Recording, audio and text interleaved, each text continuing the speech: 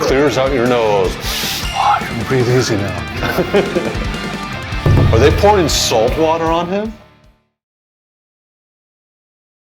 Oh my God, that's painful. Oh my God, that's painful. 오늘 아주 특별한 게스트 모셔봤는데요. 미국에서 오신美国叔叔 토퍼님 모셔봤습니다. 大家好，我是 Topher. 对不起，我的中文不好. My channel name is Uncle Topher, and I mostly talk about geopolitics and some military insights. Before I was a YouTuber, 20 years ago, I was a soldier. In the US Army, I was an engineer officer with the 101st Airborne, and I have completed a lot of training: Air Assault School, Airborne School, Ranger School, and I was actually in the invasion of Iraq. I was one of the first soldiers to cross from Kuwait into Iraq in 2003. Now, invading Iraq was a really interesting experience in my life. You see, back then, we thought that they all had chemical weapons. So we were in these chemical suits and we had gas masks out in the desert. It was super, super hot. 因为 Topher 你是军事专家，然后我们今天想跟你分享一件事。因为在台湾呢，有一个非常有名的特殊部队极限训练，他们的选拔的过程超级猛。然后你是这个专业的角度来看这个训练的影片，然后再跟我们观众分享一下吧。台湾南部有一支特种部队。 Whoa, repelling airborne. I've done that. I think this is the Taiwanese version of the Navy SEALs. So they're volunteering to become special forces, basically the equivalent of the US Navy SEALs. Super difficult, very, very hard. 而且他们这个训练是不睡眠训练。Oh yeah.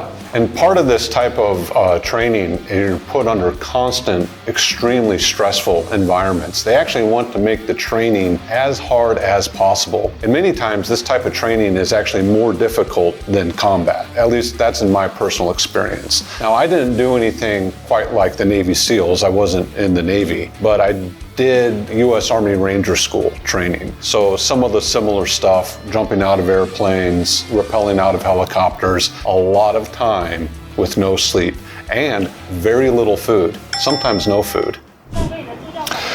See, I never did any training like this. It's actually a really intense back workout because you're rowing. So it's a good team building exercise, but you can be rowing and rowing for hours and you're not switching sides. So one side of your back gets really sore.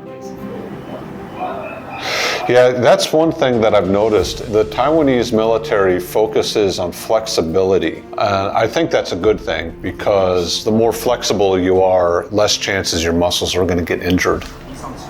I wonder how heavy their backpacks are, how heavy their rucksacks are. Probably around 20, 25 kilos, I'm not sure. Oh, look how swollen his calf is. Oh no.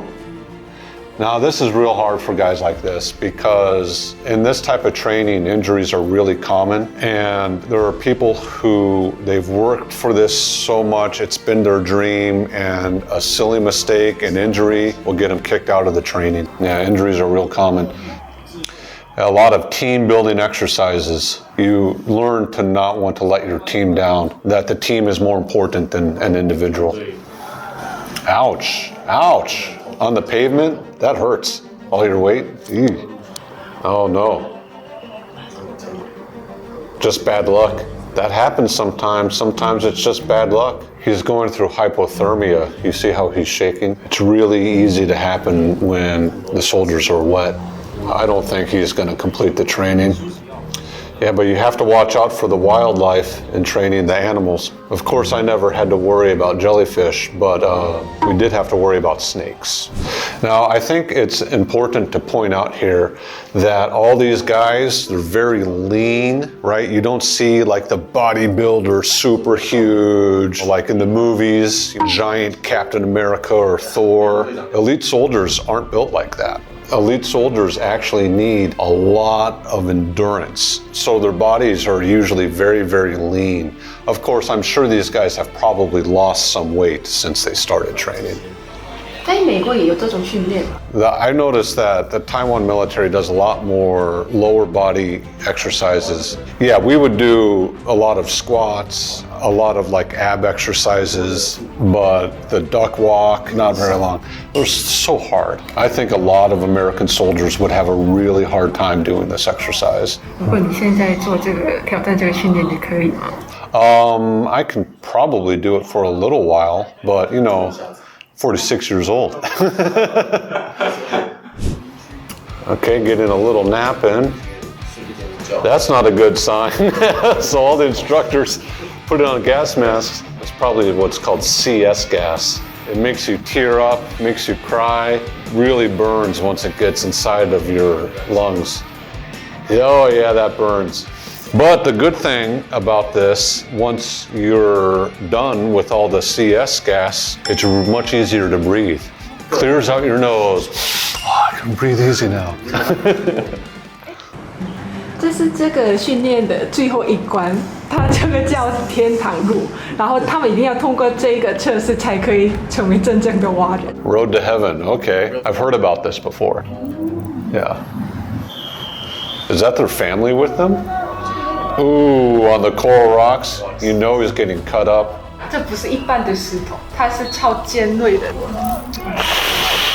That's got to be hard for their moms to watch. Are they pouring salt water on him?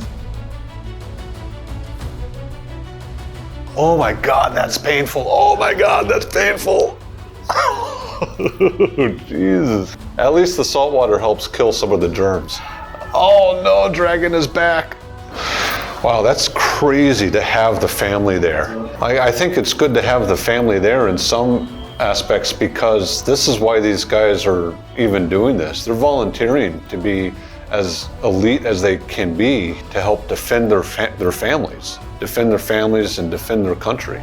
Oh, I think that's wonderful. It's probably the most difficult thing that these guys will ever do in their entire life. Parents have to be so proud. I'm sure having your family there motivates them. I can't think of a bigger motivation. I bet almost nobody quits at this point. You can't quit while your mom is watching you. This is like how I was saying before, how you think you have a limit and your mind has to tell you, no, you don't. Your limit's much, much higher. Wow, look at that guy. Good job, guys. Good job. 可以跟我们讲一下吗？美国那边的训练跟现在看这种台湾训练有什么不同的地方？ One of the biggest changes, like U.S. Navy SEALs, at the very beginning, they have their Hell Week. And that's the week which is the most difficult part of all of the training because they're trying to get people to quit in that first week. It seems like Taiwan's version has the most difficult part or the last 6 days.